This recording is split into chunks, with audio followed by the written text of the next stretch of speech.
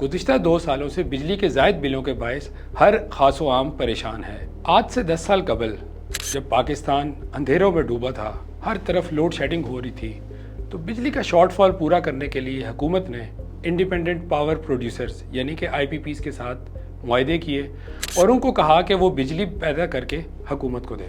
IPPs की जानिब से पैदा की जाने वाली बिजली काफ़ी महंगी पड़ती है, लेकिन इस बिजली से मुल्क से लोड शेडिंग का तकरीबन सफाया हो गया।